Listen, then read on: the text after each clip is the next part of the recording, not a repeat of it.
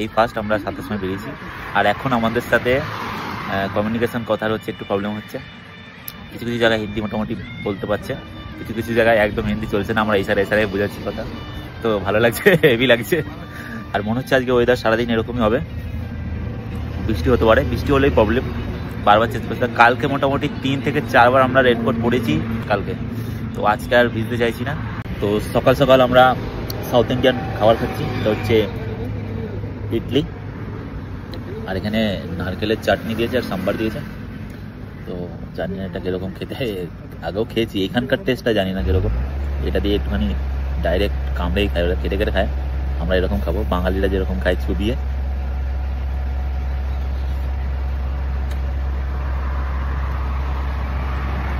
ইডলি খাচ্ছিলাম, তারপরে দোকানে দেখলাম লুচি পুরি ভাজছে, তো অর্ডার করেছি, এখনও খাইনি, টেস্ট করবো। এখানে তরকারিটা পেঁয়াজের, পুরো একদম পেঁয়াজের তরকারি, আলু দিয়ে মনে এটা করেছে, বেশিরভাগ পেঁয়াজ রয়েছে। আর এখানে দুটো পুরি নিয়েছি, তার সাথে নিয়েছি লঙ্কার বড়া আর কি, লঙ্কার ইয়ে।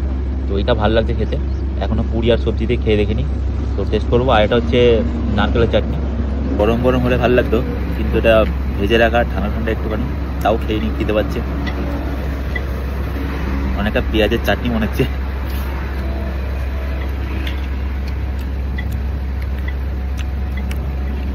আলু চচ্চড়ি অনেক পেঁয়াজ দিয়ে,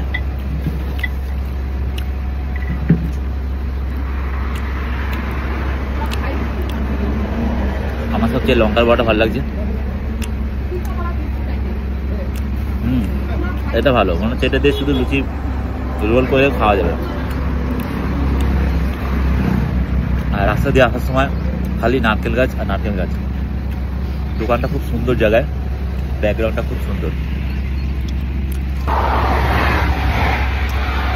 আবার ঝাড়ফুঁক করলে নাকি বাবা? খাওয়ার পরে হজমলা খাচ্ছে, হজমলা।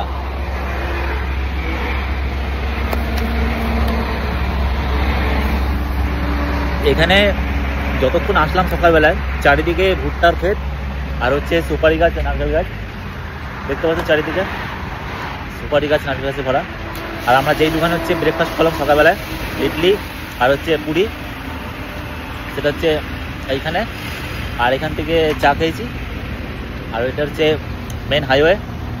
আর আমরা যাবো হচ্ছে এই দিকে, উটির দিকে।